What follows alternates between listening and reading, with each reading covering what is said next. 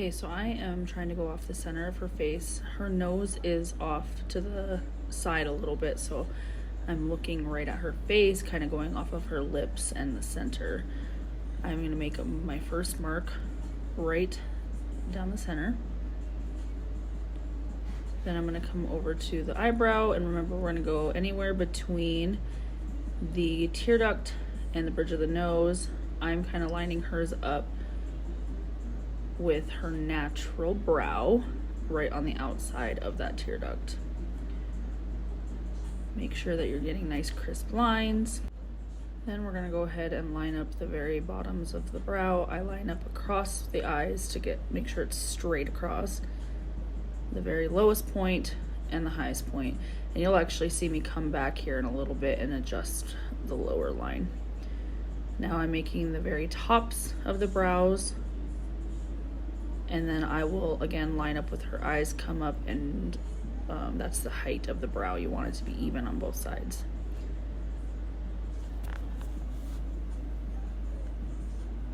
Just making sure my line is there. Okay, from the corner of the nose through the corner of the eye, we want to make our line for the tail length. This obviously can be adjusted. We just want to make sure that we're framing the face well. When it does come to the tails, you don't want to go below the fronts of the brows, remember? So this is where you're going to see me adjust that line. In that moment, I realized that my line was up just a little too high. So again, we want a straight line from the fronts of the brows to the arch. We don't want any, dips or roundedness, just a straight line. And then I'm working on my tails as well.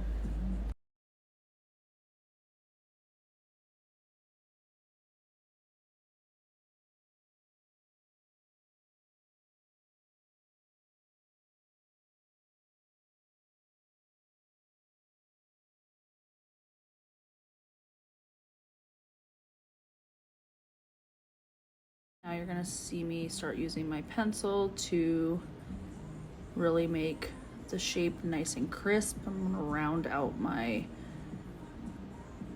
arches there, making sure that my pencil is super sharp and flat so that I can get nice crisp lines.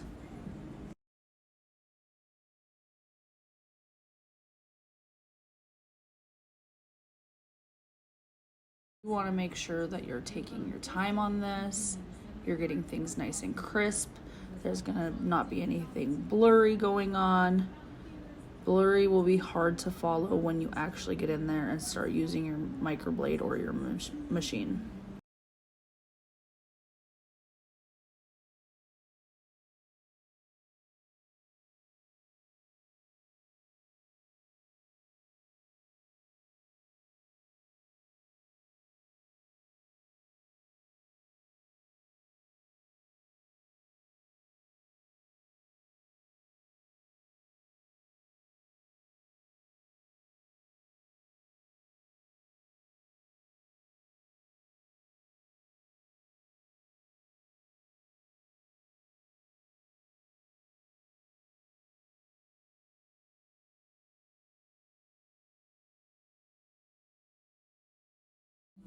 This is where I'm gonna take my micro Q-tip with a little bit of wetness on it and come across, and I'm gonna sharpen up those edges. You want everything to be nice and clean looking. That way you're not questioning where you need to be when you start working on the brow. So I'm deciding if I need to clean up the top or the bottom of that line so that I get the thickness I want and the crispness that I want. At this point, I'm going to go ahead and do the other brow quickly, and I'm going to speed up the video here.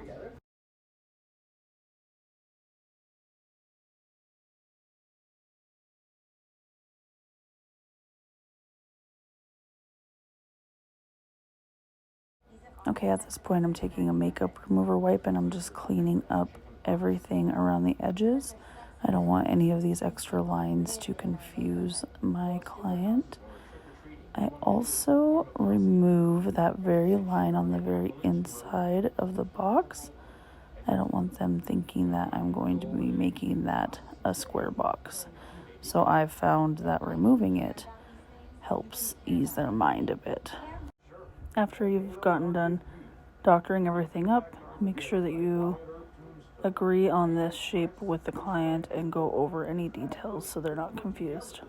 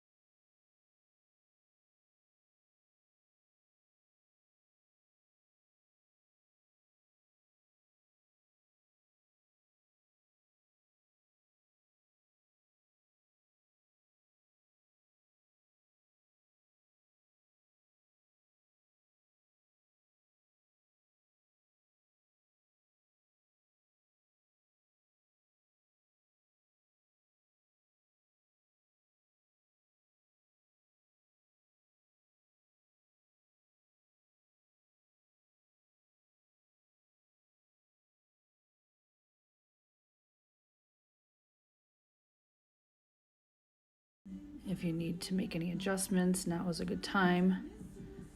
I kind of made it a little bit dipped there, so I'm just cleaning that up real quick.